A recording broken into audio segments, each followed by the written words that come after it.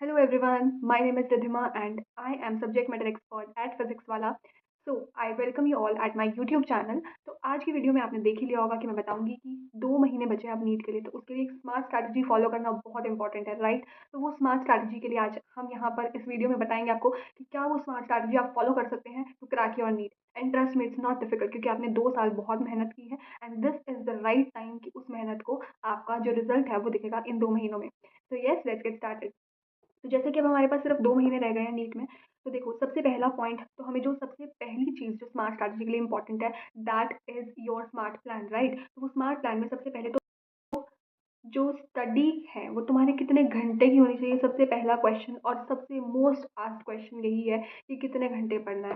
तो देखो ये अकॉर्डिंग टू योर ओन, जो हम आपका तुम्हारा खुद का जो पावर है बैठने की उसके ऊपर है, लेकिन यहाँ पर क्योंकि 2 महीने रह गए तो आई विल इंसिस्ट यू यहाँ पे कि आपको 10 से 12 घंटे एटलीस्ट पढ़ाई करनी है, क्योंकि 10 से 12 घंटे पढ़ोगे तो अब सिलेबस जो आपका रिवाइज होगा, क्योंकि आपको एटलीस्ट जो तीनों सब्जेक्ट्स हैं वो रिवाइज भी करने हैं और उनकी क्वेश्चन प्रैक्टिस भी करनी है। तो 10 से 12 घंटे देने बहुत ज़रूरी है। तो दैट इंक्लूड्स की कंसिस्टेंसी बहुत इंपॉर्टेंट है, 2 के 2 महीने। तो अब पहले महीने की बात करते हैं। ये तो हुई कि हमने कितने घंटे पढ़ना है। अब जो फर्स्ट मंथ है उसमें तुम्हें करना क्या क्या है, पॉइंट तो ये आता है ना कि पहले महीने में तुम्हें फॉलो क्या क्या चीज़ें करनी है।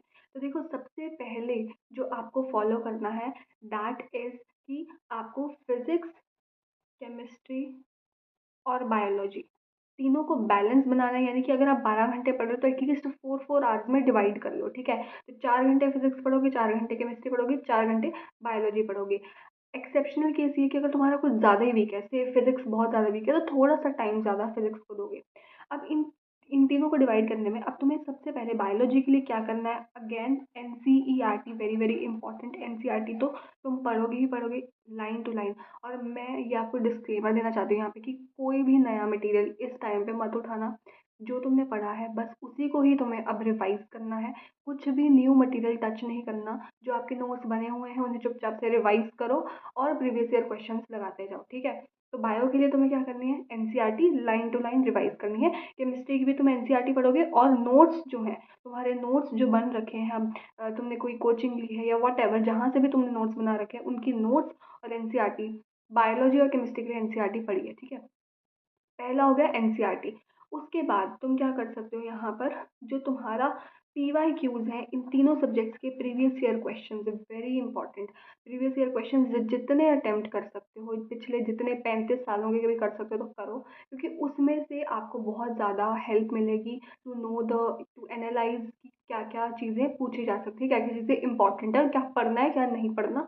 तो वो तुम खुद एनालाइज कर सकते हो by revising the previous year question. तो वो बहुत इंपॉर्टेंट है, वो प्लीज़ कीजिए। और इस फर्स्ट मंथ में नोट्स, एनसीईआरटी, तीसरी चीज़ क्या बताई मैंने आपको, प्रीवियस ईयर क्वेश्चन, ये करने के साथ साथ डेली का एक मॉक देना ही देना है। डेली 1 मॉक पेपर आप दोगे ही दोगे, ठीक है। हर रोज अलार्म सेट करना है। जितने घंटे आपको नीट में मिलेंगे उतने ही घंटे का टाइम खुद को देना है और मॉक पेपर लगाना ही लगाना है, ठीक है। तो क्योंकि मॉक पेपर से तुम्हें तुम्हारी मिस्टेक्स पता चलेंगी, ताकि वो मिस्टेक्स जो है वो फाइनल नीट के पेपर में ना हो।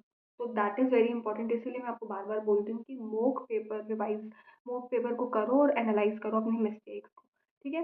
प्रीवियस ईयर क्वेश्चन भी करने हैं और मॉक डेली का अटेम्प्ट करना ही करना है। और 4 4 घंटे तीनों सब्जेक्ट्स को देख के पूरा सिलेबस पहले मंथ में कवर कर लीजिए रिवीजन के लिए। तो इस पूरे मंथ में तुम्हारा तीनों सब्जेक्ट्स का रिवीजन जो है वो हो जाना चाहिए। कुछ भी यहाँ पे बचना नहीं चाहिए, with previous year question and daily 1 mock paper, ठीक है। उसके बाद बारी आती है तुम्हारी सेकेंड मंथ की। अब क्योंकि तुमने फर्स्ट मंथ में ऑलरेडी रिवीजन नोट्स जो है तुम्हारे रिवाइज हो चुके हैं, क्वेश्चन प्रैक्टिस हो चुकी है, मॉक हो चुके हैं, अब तुमने क्योंकि नोट्स यहाँ पे, अब यहाँ पे रिवाइज नहीं करोगे तुम, यहाँ पे क्या करना है, डेली के 2 मॉक देने स्टार्ट कर दो। टाइम हो तो नोट्स रिवाइज करो, कुछ वीक लगे तो वो रिवाइज करो, अदरवाइज 2 2 मॉक पेपर उठाओ, उनको करो। दो दे सकते हो, 2 2, 5 दे सकते हो, 5 दो, 10 दे सकते हो, 10 दो, बट टाइम के अकॉर्डिंग, ठीक है। टाइम डिवाइड कर लीजिए, उसके अकॉर्डिंग कीजिए। 2 मॉक देने हैं, पीवाईक्यूज अगेन लगाने ही लगाने हैं विद टाइम। अगेन मैं यही बोलूँगी कि टाइम जो है आपका, अगर आपको पेपर देने बैठना है तो टाइम सेट करके बैठिए, ठीक है, कि इतने घंटे मिलेंगे और इतने ही घंटे में मुझे कंप्लीट करना है। फिर जो मिस्टेक्स होंगी उन्हें एनालाइज करना है। मिस्टेक्स रिपीट नहीं होनी चाहिए, बी इट फाइनल पेपर और B it the next mock. So your mistakes should never repeat. That is the point of attempting the mock. ठीक है, तो mock पेपर दीजिए आराम से। और बायो के लिए मैं आपको एक चीज़ बताऊंगी, मेजर ट्रिक ये है, इस महीने जितना हो सके फ्लो चार्ट्स बना लीजिए। तो बायोलॉजी के लिए एनसीईआरटी से, क्योंकि अब हम नोट्स तो नहीं बनाने बैठेंगे ना इस महीने में, तो आपको जितना हो सके उतने फ्लो चार्ट्स बनाइए, क्योंकि फ्लो चार्ट से आप रिवाइज बहुत इजीली कर सकते हो, राइट। कुछ भी चीज़ आपको रिवाइज करना है तो दिमाग में वो फ्लो चार्ट, क्योंकि अगर एक चैप्टर है तो वो एक चैप्टर एक पेज पे उसके फ्लो चार्ट्स बन जाने चाहिए, और वो फ्लो चार्ट को ही तुम्हें बार बार रिवाइज करना है। डायग्राम्स बनाने हैं, डायग्राम्स बनाइए, बट फ्लो चार्ट के फॉर्म में हर चीज़ को लिखिए ताकि वो चीज़ जो है वो रिवाइज हो सके। ठीक है, तो फ्लो चार्ट्स बनाइए बायो के लिए। ठीक है, केमिस्ट्री के लिए तुम ये कर सकते हो कि तुम्हारी जितनी भी रिएक्शंस हैं उनको एक चार्ट पे, एक पेपर पे बना लीजिए, ताकि वो रिएक्शंस भूल ना जाए। वही चीज़ ये होती है कि रिएक्शंस हम भूल जाते हैं, तो उसको ना भूलो, इसीलिए आपको वो एक पेज पे बना लेनी है। और फिजिक्स के जितने भी तुम्हारे फॉर्मूलाज हैं उनकी एक शीट बना लीजिए। ठीक है, फिजिक्स के तुम्हारे जितने भी फॉर्मूला है उसकी एक शीट बना लीजिए, उसको बार बार रिवाइज कीजिए। ठीक है, तो आपने नोट्स रिवाइज कर लिए, मॉक पेपर दे लिए, प्रीवियस ईयर क्वेश्चन कर लिए, 12-12 घंटे पढ़ाई कर ली। ठीक है, रिवीजन कर लिया अपने सारे नोट्स का, और जितने आपने रिएक्शंस, फॉर्मूलाज, डायग्राम सब एक एक पेज बना लीजिए। अगर तुम्हारे 20 चैप्टर हैं तो तुम्हारे पास सिर्फ 20 पेज होने चाहिए एंड तक। हाँ, एक दिन पहले वो मैं बस 10-15 पेज पढ़ के जाऊंगी, दैट्स इट। तो that is the whole point कि पूरे सिलेबस को अब एक जगह पर इकट्ठा करना है और उसको रिवाइज करना है, और प्रीवियस ईयर क्वेश्चंस करने हैं, मॉक टेस्ट अटेम्प्ट करने हैं। ठीक है, और कोई भी इस पॉइंट पे मेजर चीज़, कुछ भी नया मटेरियल नहीं टच करना, कुछ भी नई चीज़ को नहीं पढ़ने बैठना कि मैं इस नई बुक में से पढ़ लेती हूँ या पढ़ लेता हूँ। No, you can't do that, क्योंकि न्यू मटेरियल आपको बहुत कंफ्यूज करेगा। इस टाइम पे आपके पास जो मटेरियल है, जो पढ़ा हुआ है, बस keep on revising that. Try कीजिए नेगेटिव मार्किंग अवॉइड करने के लिए, नेगेटिव्स ना हो, no negative marking.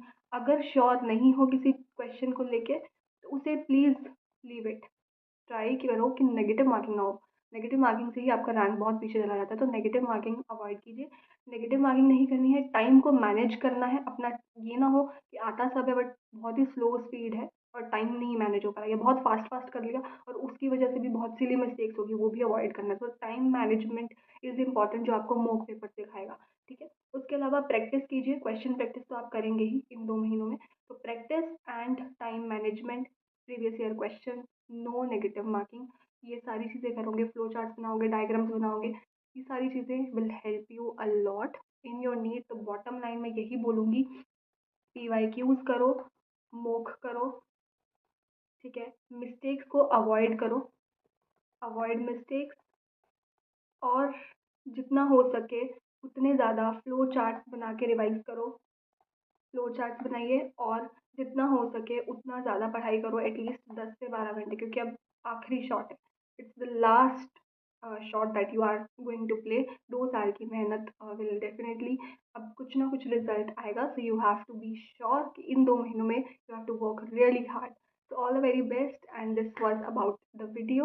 If you liked it, then do give it a like, subscribe my channel for more such videos, and do comment it down कि मुझे और कौन सी वीडियो बनानी चाहिए which you have doubt of. Thank you so much.